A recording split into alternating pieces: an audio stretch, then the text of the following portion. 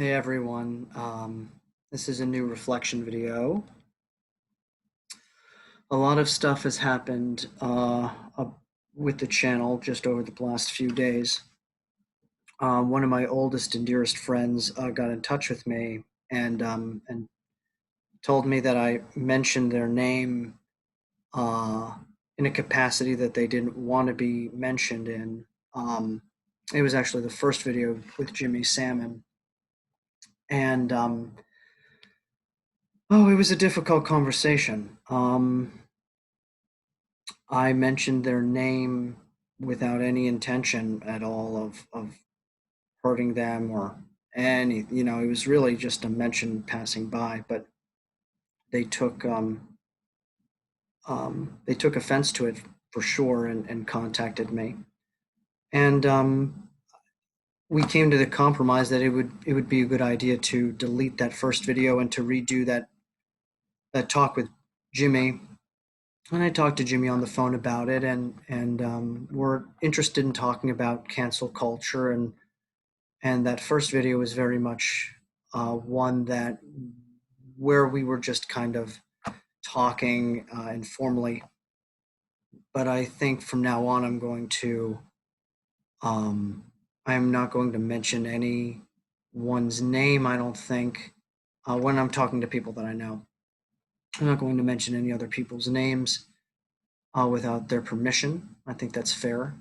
Um, I was blind to to that fact earlier, and to how people can really, you know, take offense to what I say, and I need to be more careful and considerate. So that's where I'm. That's kind of the biggest thing on my mind. Yeah, I watched some interesting Twilight Zone episodes. My roommate and I are on season 3 of the Twilight Zone, and there were two episodes. One was this episode called "The Shelter," which was about a group of people who were celebrating like one character's birthday, and then a bomb message comes on, and all of them scatter, and then the guy whose birthday they were celebrating kind of goes into the basement and locks the door to their bomb shelter, and then panic ensues for the remaining 20 minutes or so. I'd recommend watching it. The um, the theme of that um, scared me, made me very angry. I wonder how many people in life prioritize survival over principle, right? Um, like people will do anything to keep their job. People will do what they have to do to make enough money to survive, even if the means to the end, even if getting that money to survive hurts other people. Um, and I wonder how many people in our society really prioritize survival over principle, over empathy, over love. And the crazy thing is that we don't actually know if we ourselves value survival over love until the very end, until the very moment where you really have to choose. It's very easy to theoretically say, oh, yes, I value love over survival. I will care for people more than myself. You know, I'll do, I will sacrifice for myself and give to others. I already do that in life now. Um, but when it really comes time, like when you're under the gun, would you really take a bullet for another person? Um, yeah, that's something that's been rolling around in my mind. I'm very interested in, I talked to two people, Kai and Carmen, both young women of color. And they both mentioned that they don't feel like they learn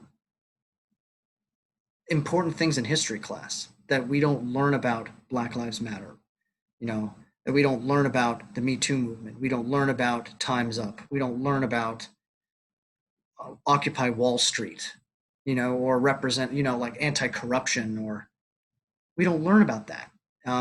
That's what they were saying, and I remember exactly like being in high school. Yes, I completely agree. Like, why don't we learn how to pay taxes? Why don't we take like an H&R Block class in high school? Like that just makes sense. People want that in their education. So we need, like, something I'm hearing is that people want practical skills, but also like the education that we're given are just kind of like facts that are just thrown out there, like dates and numbers, and that don't really have any relevance to us. Why don't we talk about philosophy?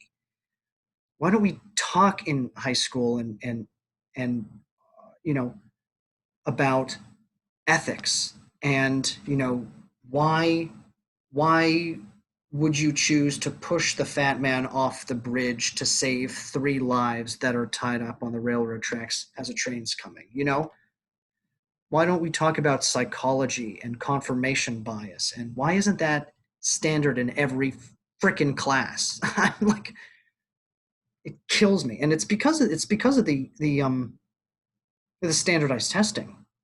Standardized testing is influencing how much funding different schools get all over the place. And the worse you do, the less money you get. So the schools that are rich are getting more money.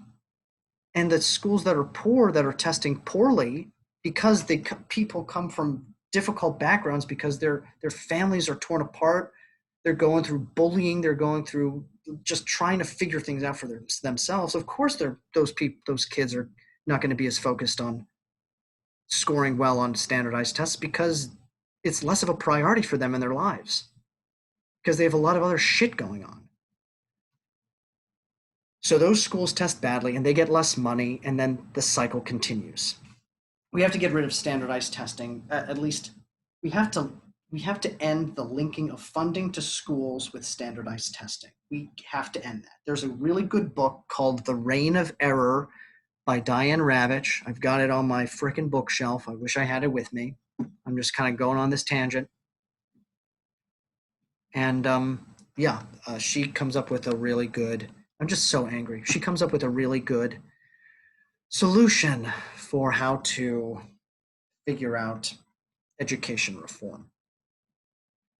Generally, she veers away from charter schools and towards the funding of public schools. Of course, I'm not doing her justice right now. I'm just giving you literally the bullet point of it. I'm so angry. I'm so freaking angry. Oh, these people, these institutions are just so disgusting to me.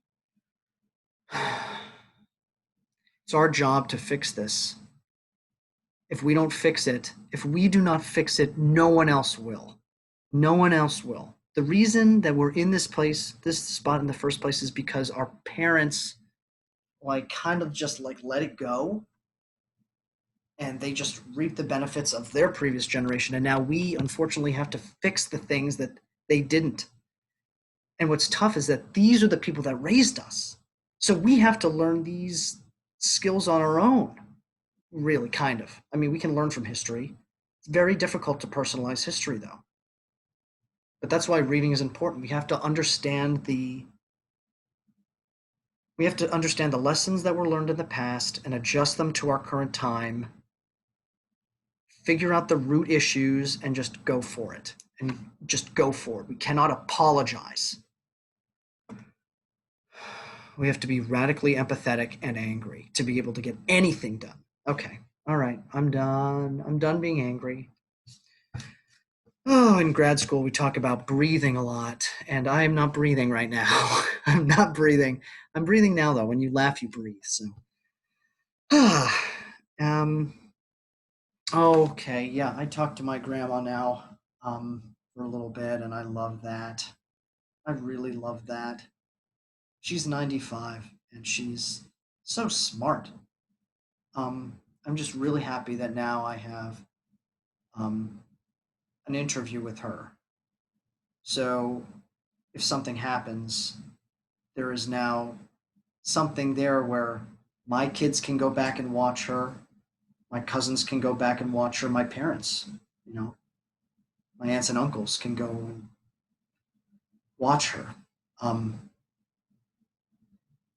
yeah, she's so loving. And what's interesting too is like her, like she always says like keep Christ in your life, and she's extremely religious. But I translate that into just being unrelentingly faithful in the virtue that we have, in our voice, in our goodness, and to always live like Christ, right? To live a virtuous, ethical, good life where we're kind to others and we bring each other up. You know, we encourage other to bring them up together.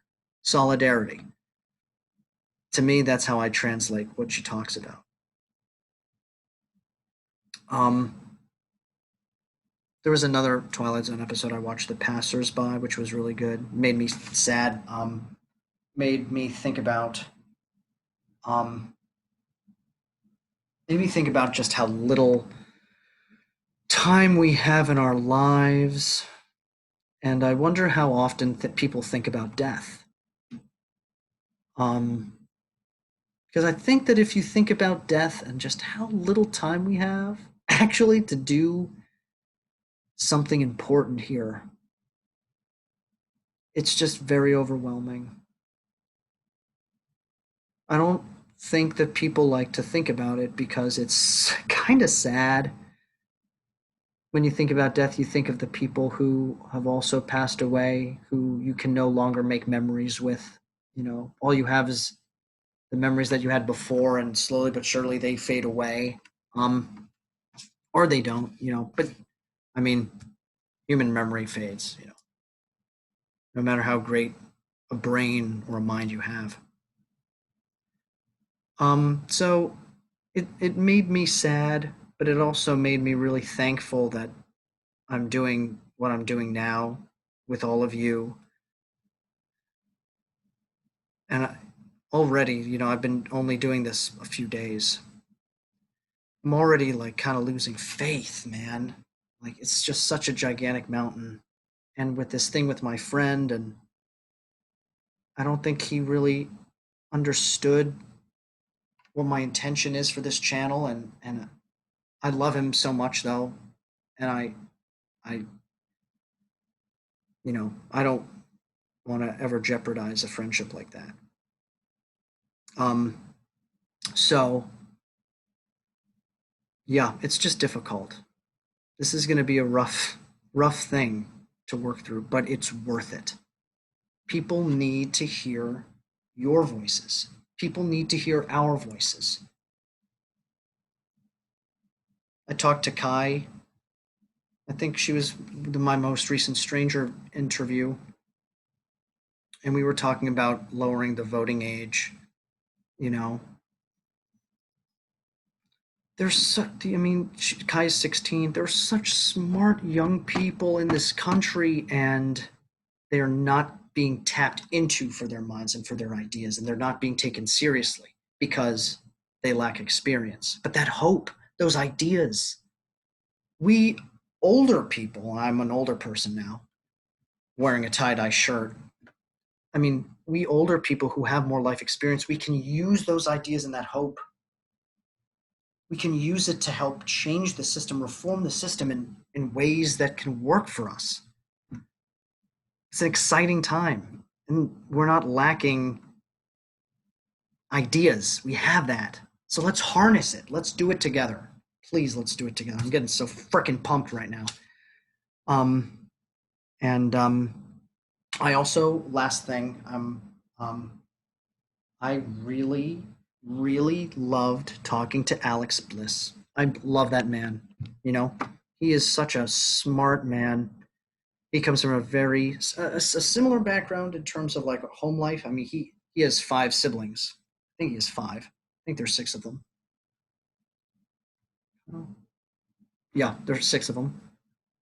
I'm an only child, but we went very different paths. You know, I went to the arts, and he went towards business, banking, merger acquisitions, and very different worlds, but we can come together and value each other's opinions and our intentions. We know that the intentions that we both have are so like that we care and we want to make the world a better place. Even though he's going to vote for Trump, like I respect a person who works through their opinions, who's thoughtful and articulate, and who puts themselves out there and uses their voice in a political way to change the world towards how they think it would be best. And you know, I think that if you approach things from a loving, compassionate place where you want to make things better,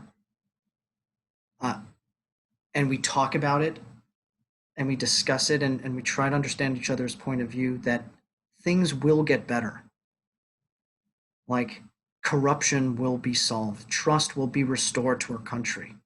We just have to continually keep that as our North Star and work day in and day out and sacrifice what we can daily to do our duty as citizens.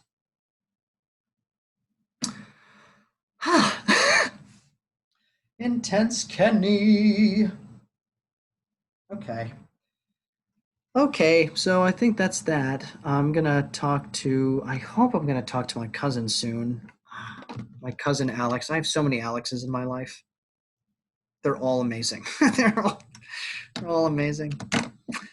Okay, well, I love you all, and I hope this is inspiring and not super upsetting. And I mean, I'm real with you, though. I will never not be real with you about the state of affairs and opinions. I will tell you my opinion, and I hope you will too. That's how we'll solve this thing, guys. Love you, and see you soon now. Okay, bye bye.